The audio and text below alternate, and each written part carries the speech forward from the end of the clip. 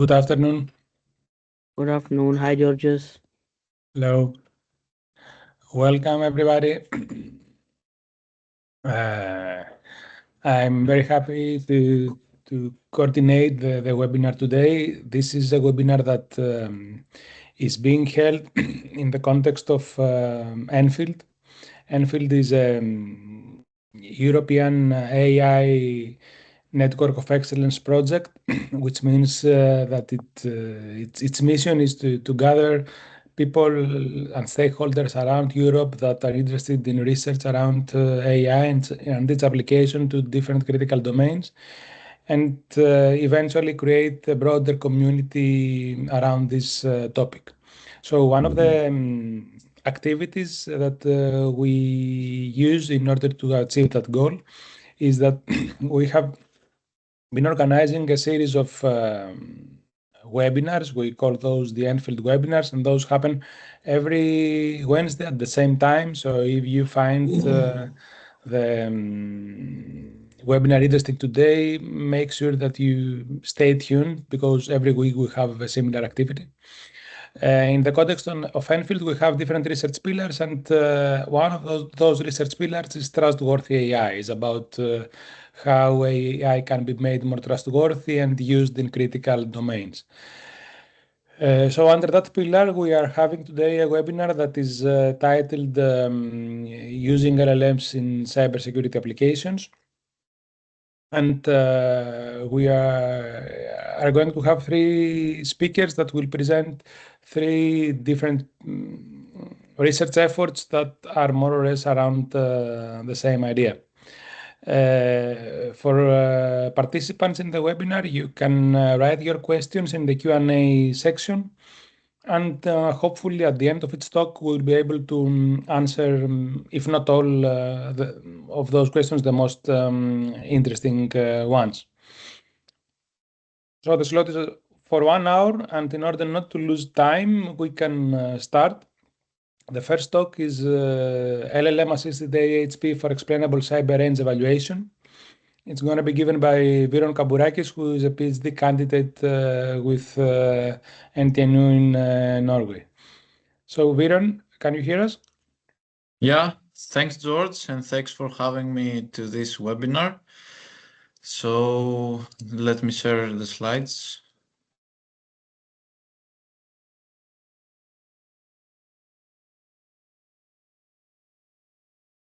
You can see them, right? Yes. Viron, if you can keep your presentation under 20 minutes, it would be great for the rest of the speakers. Okay, I'll try. I'll do my best. Thanks. Okay, thank you. Okay, so good afternoon, everyone. As George said, I'm Viron Kaburakis, and I'm a PhD candidate at Norwegian University of Science and Technology. And today I'll present our work titled LLM-assisted AHP for explainable cyber range evaluation. This work is supported by the Enfield, Cyber Unity, Perseus, and Norkix projects, and it is accepted for presentation at the NCRIS's 2026 workshop. So let me briefly outline the structure of the presentation. So first, I'll introduce cyber ranges as a concept and discuss the motivation and challenges involved in evaluating them. Then I'll present the methodology where we define the evaluation criteria, explain how we derive the importance using the AHP-based weighting, and how LLM-assisted expert reasoning is used to simulate the expert judgment.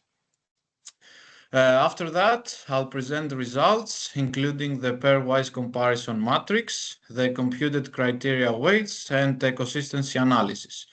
Finally, I'll show how the evaluation framework can be applied in practice and conclude with key takeaway points and some future work for some indications for future work.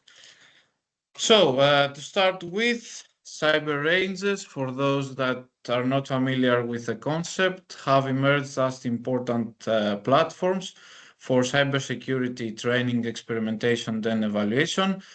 as they allow organizations and diverse stakeholders to simulate cyber environments and attack scenarios in control settings without risking the operation of real systems.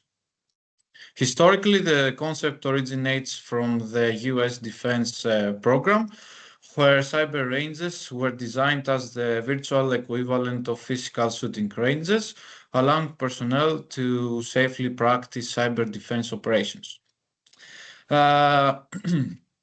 NIST defines them as controlled interactive simulated platforms and representations of network systems, tools, and applications.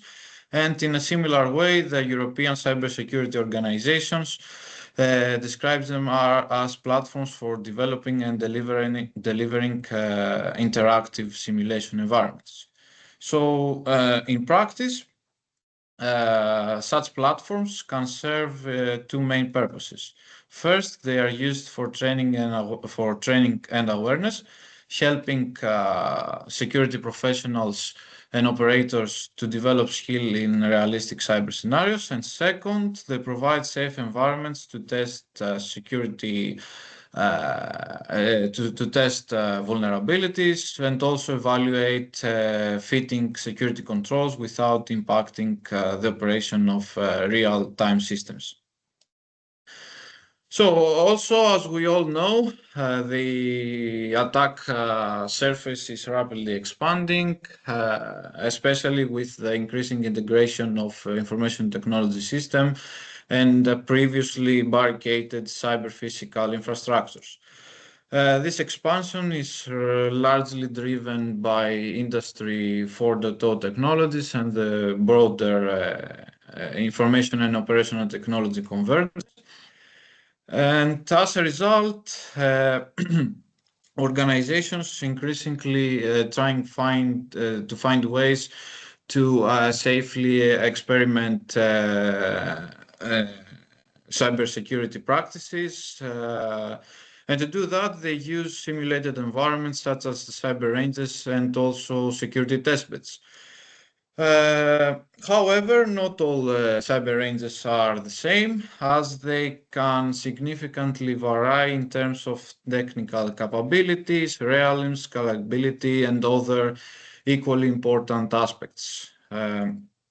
Nevertheless, existing guidelines such as feature checklists, while they help identify some important capabilities, they do not always provide a systematic or quantitative way to evaluate and compare these platforms. Therefore, there's a need for a structure and objective to an acceptable extent for an evaluation framework that allows the assessment and comparison of cyber ranges in an explainable and transparent way. To address these challenges, in our work, we propose a structured evaluation framework for cyber ranges. And the main objective of this framework is to provide a systematic methodology for assessing the capabilities and suitability of cyber range platforms, and particularly in the context of cybersecurity training and evaluation in critical infrastructure ecosystems. So the framework consists of three main components. First, we define a set of evaluation criteria that capture key aspects of cyber ranges, including realism, security and isolation, scalability, and others. Second, we use an analytic hierarchy process, or briefly AHP, to determine the relative importance of this criteria, which includes to essentially assigning weights based on pairwise comparisons. Third, we introduce LLM-assisted expert reasoning, where the LLM simulates a multidisciplinary panel of experts to generate a pairwise comparison between the criteria. The outcome of this process collectively is a quantitative evaluation score, which allows organizations to compare cyber ranges platforms. So the first step, as I already said, is defining what aspects of a cyber range should be actually evaluated. To do this, we searched the existing literature and state-of-the-art guidelines, and we identified 10 evaluation criteria. Those documents that we based our selection upon include the NIST Cyber Range Guidance and the European Cybersecurity Organization Roadmap for Cyber Ranges, among others. As we, in our viewpoint, and as we in extent described in the paper, these criteria capture the most important capabilities of cyber range, including aspects such as realism, scalability, usability, and accessibility, and so on. As you can see in the table of this slide, you can read all the 10 criteria that we concluded upon. However, defining those criteria alone is not sufficient, and each criterion should also be operationalized in a measurable way. And to do that, for each criterion, we define a set of critical infrastructure-specific evaluation indicators, which represent observable properties of cyber ranges. For example, such indicators may include support of diverse industrial control protocols, isolation mechanisms, scenario scalability, and so on. Afterwards, these indicators are evaluated using rubric-based scoring levels, which ensure that the evaluation remains consistent across different platforms.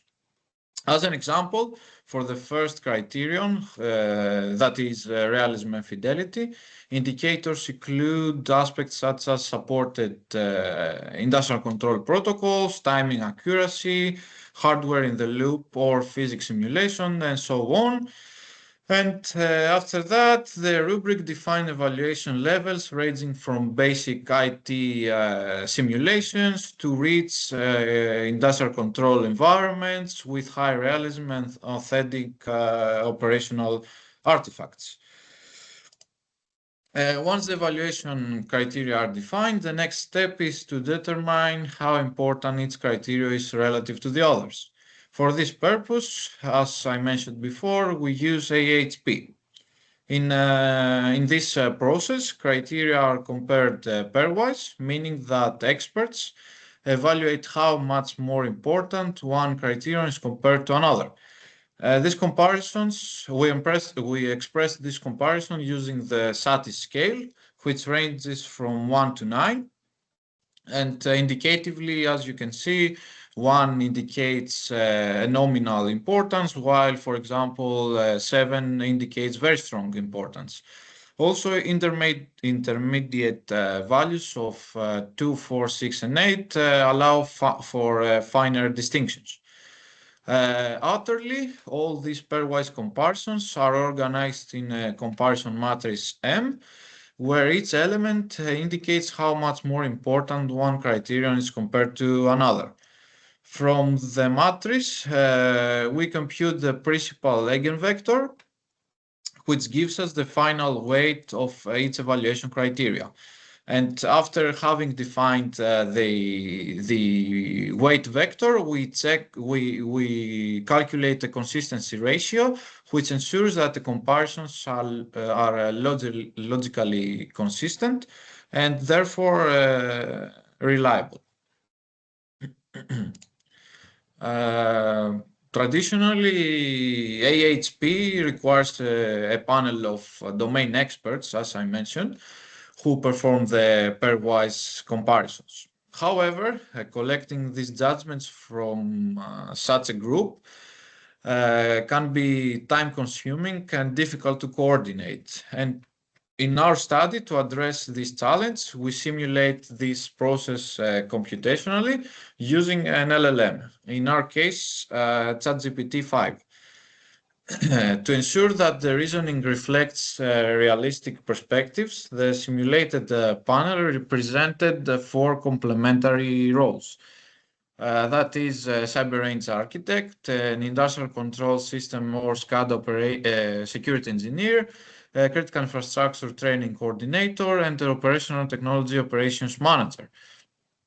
The LLM was then guided using a structured prompt, as you can see in the right side of the slide, which describes the evaluation task, the criteria, the decision context, and the decision context. Yeah. The reasoning was also informed by different sources and guidelines, including material from organizations such as NIST, the US Department of Defense, MITRE, and NATO guidelines. For each pair of criteria, the model performed step-by-step reasoning to determine the relative importance using the SATI scale, as I previously mentioned. These judgments were then organized into a positive reciprocal pairwise matrix M, as seen in the bottom side of the slide, which later served as the input for computing the final weights. In detail, after constructing the matrix M, we compute the criterion weights using the AHP eigenvector method. Mathematically, this involves solving the eigenvalue problem, where the comparison matrix multiplied by the weight vector produces the same vector scaled by the largest eigenvalue. This computation is iterative, and once the weight vector stabilizes, we compute the largest eigenvalue, which is then used to evaluate the consistency of the comparisons. If the resulted ratio is below 0.1, the judgments are considered sufficiently consistent. And in our case, this was satisfied, meaning that the comparison produced by the LLM resulted in reliable weights. As you can see in the right side of this slide, realism and fidelity is the most important criterion, followed by security and isolation, reflecting properties of critical infrastructure environments, where realistic simulation and safe isolation of cyber exercises are paramount. Finally, to demonstrate how the framework works in practice, we applied it in two cyber ranges proposed in the literature, namely Power Cyber and Enigma, both designed for critical infrastructure environments. Each platform was evaluated using the 10 criteria we defined earlier and the weights that we calculated through the AHP weighting methodology. Next, each criterion was evaluated using the rubric-based scoring scheme, which assigned a score depending on how well the platform satisfies the defined indicators, as we discussed in a few slides back. These scores represent the degree to which each cyber range supports the capabilities associated with given criteria, and the final score is then computed using a weighted aggregation, when each rubric score is multiplied by the corresponding criteria weight and summed across all the criteria. And also, as you can see in the spider graph on the right side of the slide, it illustrates the performance profile of the two cyber ranges across the different criteria, letting us make a comparison as we assume that this framework would facilitate towards. Before concluding, it is important to acknowledge several limitations. First, the expert judgment used by the AHP process was simulated by an LLM rather than from a real panel of experts.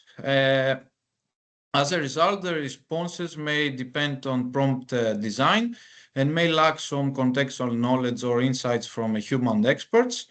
Also, LLM knowledge is limited to its training data and may not always reflect the state of affairs.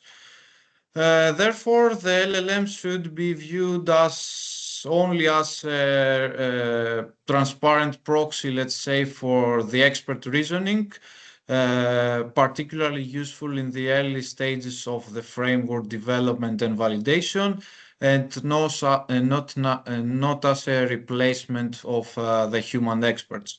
Second, the simulation expert panel represents only for specific roles, and one can easily assume that if different type of experts were included, for example, policy analysts or compliance auditors, the resulting weights could easily shift toward different priorities.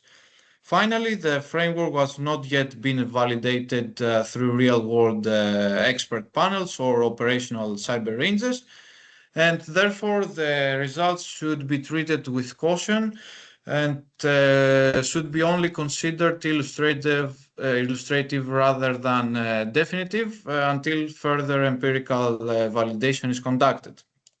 And to sum up, this work introduces a systematic and explainable framework for evaluating cyber range platforms in critical infrastructure contexts. It defines 10 evaluation criteria derived from literature and state-of-the-art standards and applies the AHP to determine their relative importance through pairwise comparisons. A key differentiator from similar works is the use of LLMs to simulate the experts panel, which enables transparent and reproducible way to derive the criterion weights. The resulting framework produces a quantitative evaluation score, which allows the objective comparison and ranking of cyber range platforms. And as future work, we plan to validate the framework with real experts and real-world cyber range deployments. Thank you for listening. If you have any questions, I'll be more than glad. Thanks, Viron. There is one question in the Q&A section, so we can take that quickly and then move on to the next talk. The question says that network characteristics, protocols, and systems can differ from one domain to another, like health or aviation, etc. So the question is there a way to embed domain-specific characteristics in the realism criteria that was defined? Maybe through a RAG system provided by an expert in the domain. Yeah, that's correct, and we have taken this into account into the limitations of our methodology. Of course, the weights and the criteria can change based on the domain of application, and nevertheless, the key contribution, let's say, of this paper is the methodology for deciding how to measure the weights and the criteria included in the weighting process.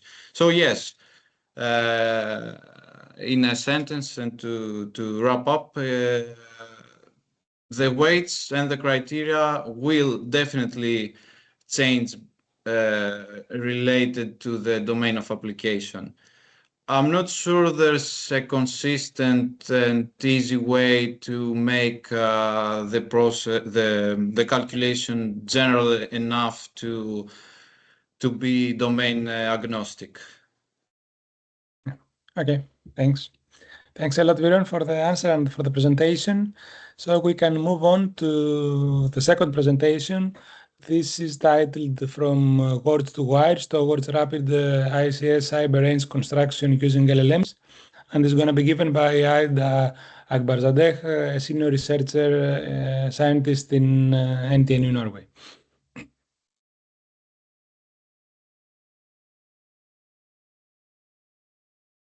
Hello, everyone. Let me put in the presentation mode. Yes, can you see my slide? Yes. Okay, cool. 15 minutes, right?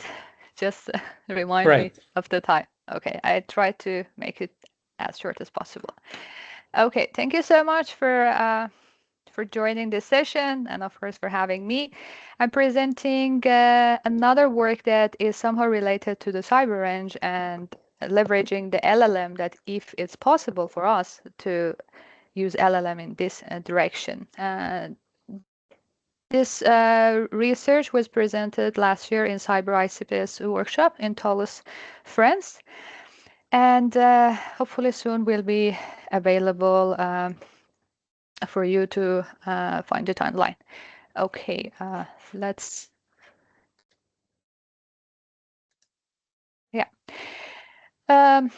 Industrial control system testbed are critical for the cyber security research, and both for the educational purposes and for the research. And like any other domain that we are coming up with, for instance, some methods or framework that we need to test it to understand if it's working or not for the validation verification purposes, it's also the same in the ISIS domain, that we need to have some relevant testbed. But the challenge here is that building such testbed is quite complex and time consuming. And to have a testbed that is actually mimicking the real environment in the industrial control system and in the OT, it should be able to reflect this complexity, and this complex high fidelity ICS system most of the time requires deep domain expertise across multiple fields, and as well as the expensive vendor tools and a significant amount of time to be built and ready to be tested.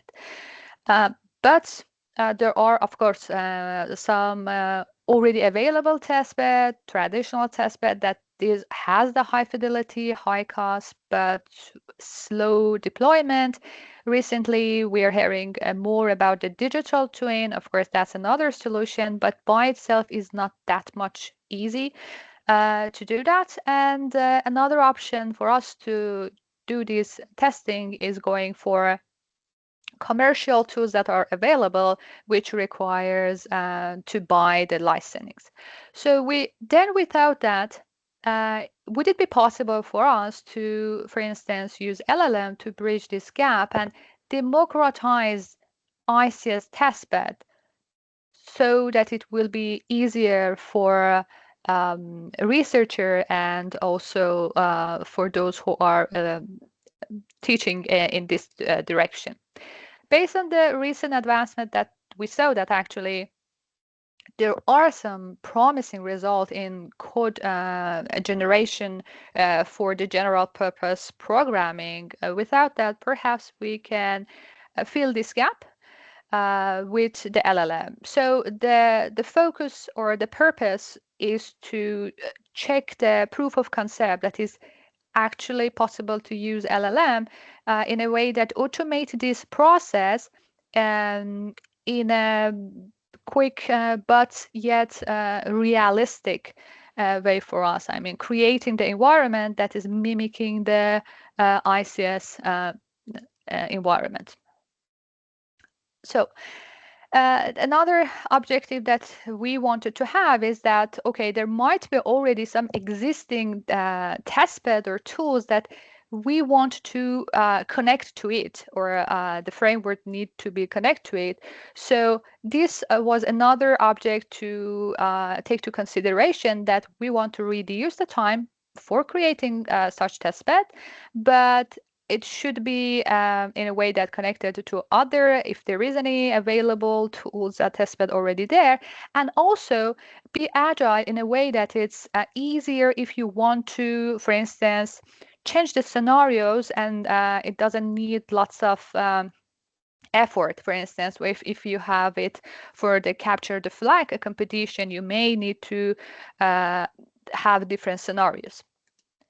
And we set some key requirement for us to get to the point, which was the framework that we are developing, and if LLM is helping us to do that, should has this protocol fidelity and network visibility, because we want to test it, and it's a cyber range. So a researcher or a student should be able to, let's say, attack to that and have this real network traffic to manipulate it, right? So it should have this network visibility, and the whole time for the deployment should be less than 90 seconds without any manual intervention, and supporting the adversarial scenarios.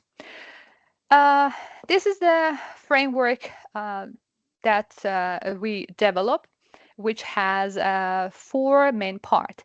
The first part is that when the user come up with a scenario that want to create, like, okay, I want to create a traffic light system, for instance. Then this input, the given to an LLM with some, of course, template, and then it generates the simulation setup for us, simulation logic and device configuration that are used to create an operational environment that is able to connect to other ICS component and allow this interactive adversarial component that we are seeking to. Here our focus is just to show that if it's possible to have one PLC and then expand the, let's say, the model.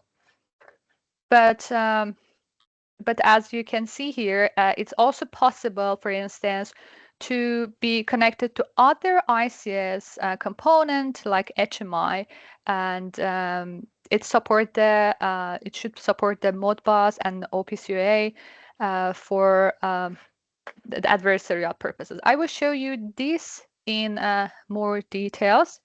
This slide, that this is the more detailed part that we have. So user will insert that description of the scenario, and then this will be feed into the LLM API, let's say. But here we have in the get simulation part, we have an LLM, let's say, it's like helping us for the prompt engineering, and then we have the Lua, which you can consider it as a way that we can make sure that PLC can understand the logic.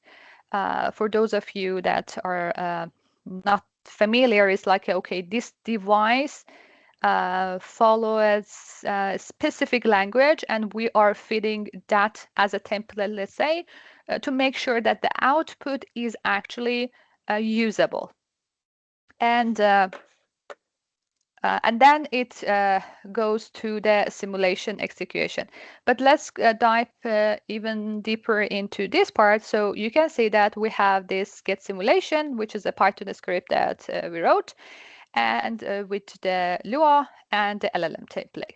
After this, which we said that it should be fast and quick, this helps us to have 2 output files, which is explaining the PLC behavior and the configuration parameter. The PLC behavior, as I said, so the focus here is to having the script and file for the PLC. And this can, for instance, show the behavior of this component, including how it can be controlled, the actuator and the sensor in the simulation side. Apart from that, we also have this configuration parameter file that is explaining the environment of this configuration, about that aspect like network address, port number, tag, and all of that that is mimicking a realistic environment of a cyber range, or let's say ICS testbed for us.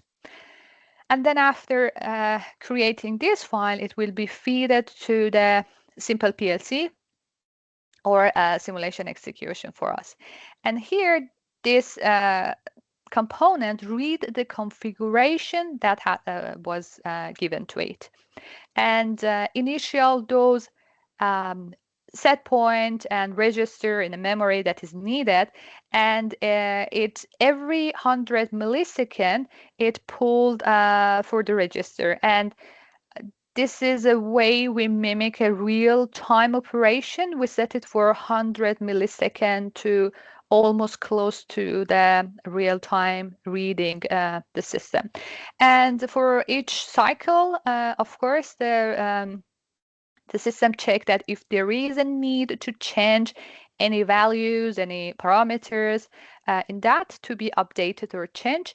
And this process will continue until the test is terminated. So then in this, I will go actually back to make sure that we are on the same page. So we are using LLM to help the user with the idea of creating the scenario to have those code to set it to the system to create the device, which here is the PLC, as well as the environment that we want to do the testing to create all of those IP and network and everything for us. But is that work? And I will show you. So we created this, let's say we designed the framework, we created everything, but we wanted to make sure that it's actually working right.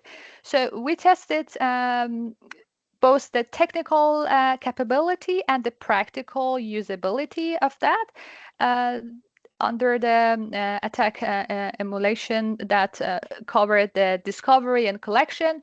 We wanted to see that it's actually possible for adversaries to do the port scan, for instance, using Nmap, and also do the stress test on the DOS to see that how the system is behaving. Is it mimicking a real ICS environment or is not? And what about the command injection, for instance? Can we manipulate that and use Modbus or OPCUA to change the set point in the device that we have?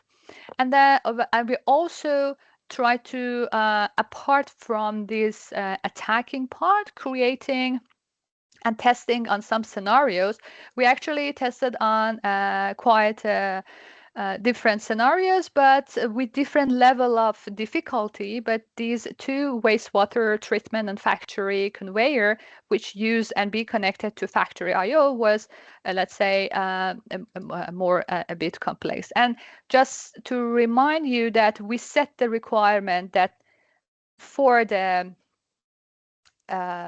fidelity and the time that it's needed to be done.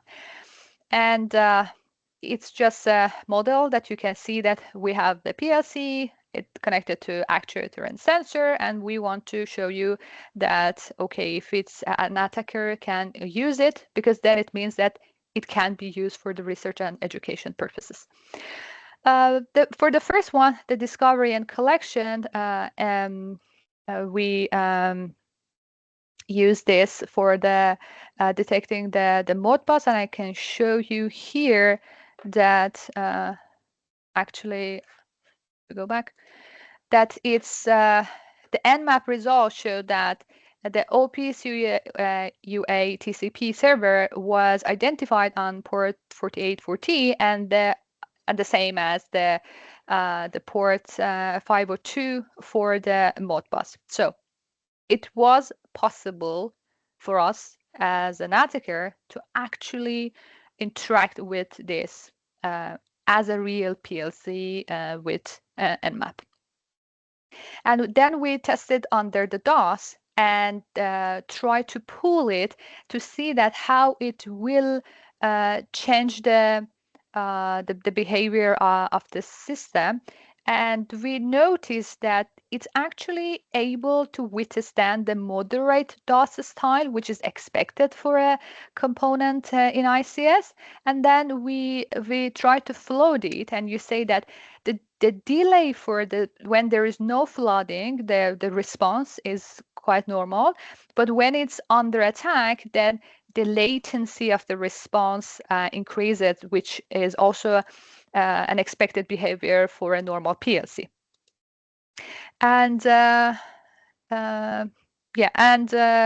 we check these different types of latency, and it was quite the same. And the last one was to check that it's actually possible for attacker to talk to this simulated PLC over the network and change the set point and tags via Modbus or OPC-UA, and this was also successful as well. And the next part was to see that, okay, what is the state of that when we want to create a scenario? So far, we created a PLC, and we could see that it's possible to test it, but how this framework can help us to create scenarios. So in the first scenario, the goal is to see that this is possible to create a realistic treatment process. The input that we've been given to the framework was a short description, 156, and we see that in 74 seconds, it generates the code, and it was working. But we said that we don't want any manual addition, but unfortunately, in this case, actually one was needed, because otherwise the system was starting from the emergency mode, which is more related to the safety part of and the physics part of the system. But anyway, there was a need to fix that part. But apart from that, the system was working as expected, but I would highlight that if this was meant to check from the safety, wasn't quite behaving in a way, especially for this emergency aspect. But for our purpose in studying the security and attack and all of this purpose, is working as expected. Second scenario, and I will be quick on this, was to check if actually we can create this and connect it to, and using the factory I/O with a physical replica, let's say, or the visual verification that if it's working for us. And so you can see the description that we fit to the system, and it generates the prompt for us.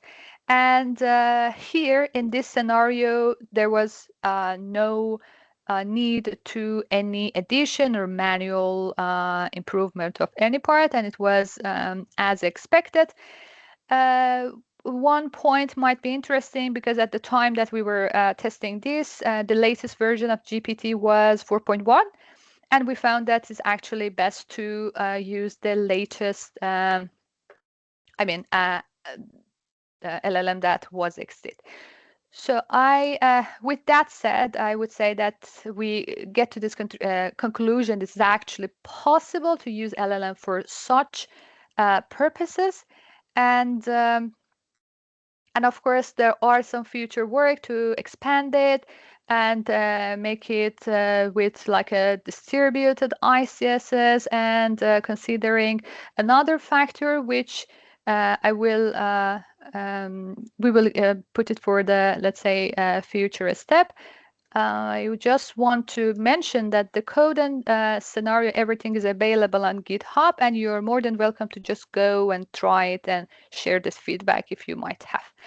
So with that said, I guess we are, I'm over the time. Thanks a lot, Aida. We don't have any question in the Q&A. I have a generic question. I guess that we all share the same idea that AI LLMs can probably shorten the talent gap we have in cybersecurity. It can allow us to do more given the human resources we already have. One barrier to that is that LLMs seem to be very good in producing output which is unstructured. They're very good in producing qualitative free text. But when it comes to configurations, scripts, things that are strictly structured, it's much more difficult. Your work is more or less in that context, and part of your effort was to make the output compatible to the context. So how difficult was that part for you? Yeah, exactly. That's the point and that's the point that if you remember, we didn't just feed the script to LLM with the prompt engineering aside. We also give the fundamental, let's say, language that our devices are talking, so that it's aligned with the standard and it's actually working. And that part is needed. But I would highlight here that even in reality, it's we are short in talent and let's say expertise that can invest this time to creating a test bed. So it worth to go to this direction, but of course we need more time to align it with the physics base, because this is LLM. We need to somehow guide it toward that, and it requires some time and trial and error. Okay, thanks a lot. And now we can move to the third talk and the last one. This is LLM-based mental health support assistant, and it will be given by Sarang Shaikh, a postdoctoral researcher from NTNU, Norway. Yes, hello everyone. Do you see my screen? Yes. Yeah, hope the presentation mode is working. It is. Yeah. Just give me one. I hope it is still 15 minutes or more or less time for me after Aida's presentation. Yes. Okay, so hello everyone. My name is Sarang Sheikh, and I'll be speaking about reducing unsafe mental health advice in large language models via safety-aware prompting. So I'm a postdoctoral researcher at the Department of Information Security at NTNU. So the paper, this presentation is going to be about this conference paper, which has been accepted at Fifth International Conference, Computing, Mathematics, and Engineering Technologies, ICOMET. And you might also see on the screen the co-authors into this study. Okay, starting with some basic context for LLMs in cybersecurity. So we know that LLMs uh, are increasingly being used for different variety of tasks or variety of different steps in cybersecurity. Let's say threat intelligence analysis, security automation, vulnerability explanation, security chat assistant, a couple of two other involving these different domains. We already saw two presentations prior to this as well. But what happens is that LLM in all these domains, LLMs are being actively used, but their misuse and unsafe outputs, they also introduce more new risk when they are being integrated into different domains. So here we have a key challenge, which is about trustworthy AI deployment, that when we have some misuse and unsafe outputs from the LLMs in any kind of domain, how it affects the overall trustworthiness for the AI. So when we talk about safety risks in LLM systems, we know LLMs may generate harmful recommendations, overconfident advices, hallucinated information, also unsafe guidance in sensitive domains.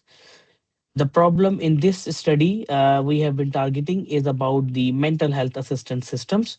So we are trying to see what kind of different safety risk exist in mental health assistance systems, which can represent failures towards AI safety and for the reliability risk as well. When we talk about the cybersecurity perspective of this study, the unsafe LLM outputs, how they can be considered as a security threat. So, prompt injection manipulation can be one of the security threat, which comes as the outcome or as the output from the unsafe LLM responses. The model misuse in safety critical domains, trust exploitation by attackers, and also harmful automated recommendations. So there is a strong connection or linkage or correlation between the unsafe LLM outputs and how or what possible different or several security threats they can produce. So in this study, we tried to see for LLMs which are being used for mental health support system, how unsafe are they when responding to the different patient queries or when interacting with the humans. So this study investigates how prompt engineering can mitigate unsafe mental health advice generated by LLMs. So the goal was to evaluate baseline LLM responses without safety awareness, and then design safety aware prompts, and then compare the improvements prior to safety aware prompts and after the safety aware prompts. Uh, the safety aware prompting, which is introduced in this paper, a couple of examples where we how we you consider it. So rather than asking the LLM to suggest the diagnosis against the patient mental health mental query, the focus of LLM should be to provide supportive language, encourage the professional help, and also follow the ethical responses guidelines while interacting with the user. So to guide the LLM towards responsible responses.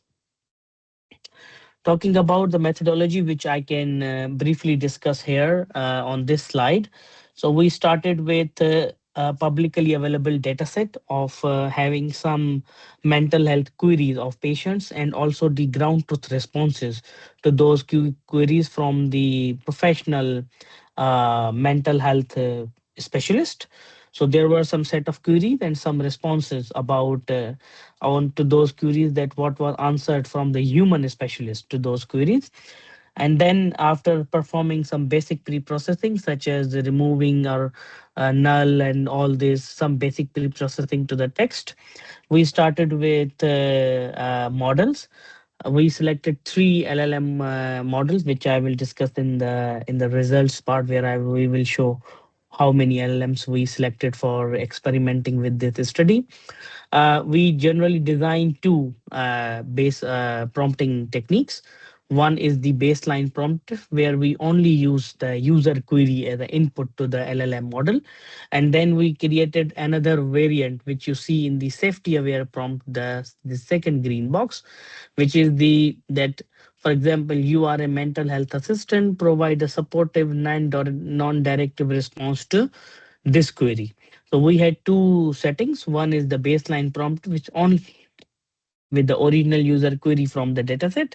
And the second one was safety aware prompting, where the query was embedded with this safety aware sentence to the LLM in order to see the difference or in order to measure the unsafe responses from the LLM in this domain. Next, once we have both prompting strategies available, we executed these on the LLMs to get the responses, what responses are being given against both of these prompts from the LLM models.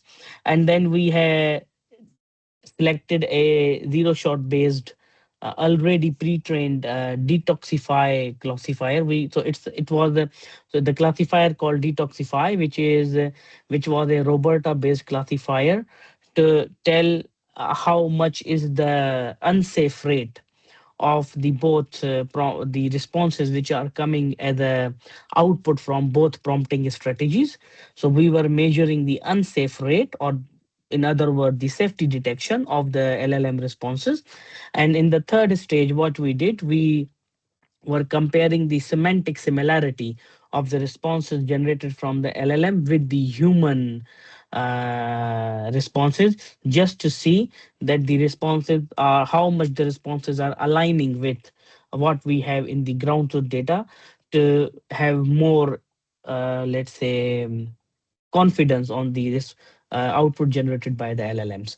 And then with this, the semantic similarity score and also the unsafe score, we created a formula to detect the dangerous divergence score, which was telling that how much each LLM for each response is diverting toward more to the dangerous zone where the response, the chances of the response are being more unsafe as compared to the original response from the therapist. So the function of the LLM was to generate empathic, non-clinical, and safety-preserving responses to mental health-related user queries using large language models. We perform three evaluation: the safety compliance, that does the model avoid unsafe, harmful, or clinically inappropriate advice while responding to mental health queries; semantic alignment, does the model preserve semantic consistency with human therapist responses while following the safety constraints; and the prompt robustness, that does the safety aware prompting consistently improve safety behavior across different LLM architectures. Talking about the models, we use three open source models: the Flan T5, Mistral 7B, and the Llama 27B at first stage. And talking about the some of the results here in the first two graphs. So the left graph is the unsafe rate by the model. And here you can see when we executed for a whole data set, the baseline prompt and the safety aware prompt. So the unsafe rate detected by the detoxify classifier was yes, in Flan T5, the for the safety aware it was high, which was exception. But when we looked into more mature or improved LLM, since Flan T5 is a very basic model with a very basic transformer architecture, here we see a different pattern. But for the rest of two LLMs, which we had Mistral and Llama 7B, there we saw the unsafe rate was higher when it was only user queries were used in the baseline prompt for for generating the responses, and with the safety aware prompting the unsafe rate was reduced.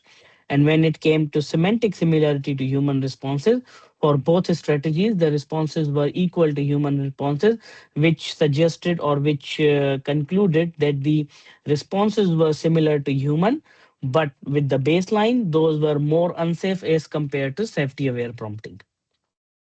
And the third thing, when we looked into this dangerous divergence score from human responses, there we also saw for the baseline prompting, all the models have some dangerous divergence score greater than zero. But for the safety aware prompting, the danger divergence score was below zero or negligible. So we were not able to measure how much because it was very, very low value. So we were not able to, let's say, plot it here. But for safety aware, also the danger divergence was very low. So what we observed here that safety prompts reduced harmful recommendations from the LLMs for mental health. The LLM responses became more cautious. The suggestions or the professional help suggestions were increased in the responses generated by LLMs, and also emotional support quality was improved when we tried to look into a couple of responses which were generated by the Llama 2 and Mistral 7P. So prompt engineering using safety aware prompts significantly improves the safety of the responses from the LLMs. Implications for the cybersecurity with this study. So key insights, what we identified that prompt design or prompt engineering act as the first layer safety control if we want to make the responses or if we want to generate safe responses from the LLMs, which also helps to mitigate the misuse of AI assistants, and it also supports in the secure deployment of the LLM based services. And it has relevance in healthcare AI that we see now for the mental health use cases, but we are now looking into where more other use cases we can explore, let's say security chatbots or other human AI interaction platforms as well. Some limitations we had because this was the first work that we started in this domain. but the query data set was limited. It was, I think, few of the thousand samples that we evaluated with this methodology and strategy. And the other was this detoxify classifier, which was a zero shot classifier, not trained on any domain specific data set to detect the toxicity of the responses generated from the LLM. So it was very generic model, and we only applied the prompt only mitigation. So we just used one prompt to see how the safety or unsafe rate coming when it's only baseline and when it's safety aware. So future work involves the looking into other LLM safety benchmarking techniques and also prompt injection detection as well. And thank you. If you have any questions or you want to talk more about this research, you can always reach out to me via email.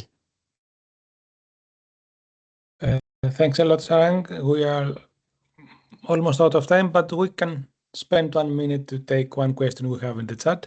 So the question is, why did you use basic general purpose models in your experimentation? For real-world scenarios in such critical domain like health advisory, I would expect fine-tuned and retrieval augmented models to be used, which may differ quite a lot with respect to the evaluated safety characteristics. Yes, we agree with this suggestion. The reason was when we started to look into this side for the mental health assistant chatbots. For the quick experimentation, we found these three open source models which were easy to implement and to test the idea. But for the next extension, we have the plans to look into very domain specific models as well. Yeah. Okay, thanks a lot for the answer. So we can conclude the webinar. I want to firstly thank the three presenters who gave very interesting talks for all of us here, and also I'd like to thank the participants. I want to let you know that this webinar, as all the other webinars of the Enfield project, are going to be made available through our YouTube channel. So you are welcome to check again the content, and we will share the slides of the presenters as well.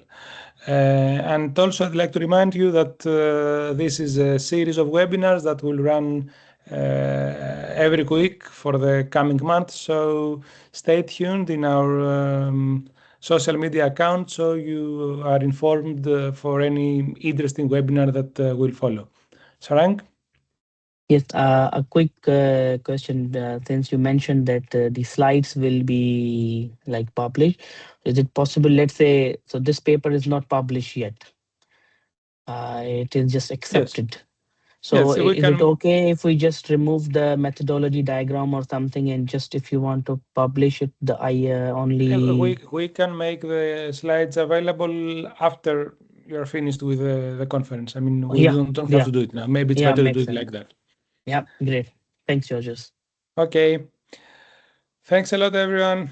I hope to see you next week as well. Bye.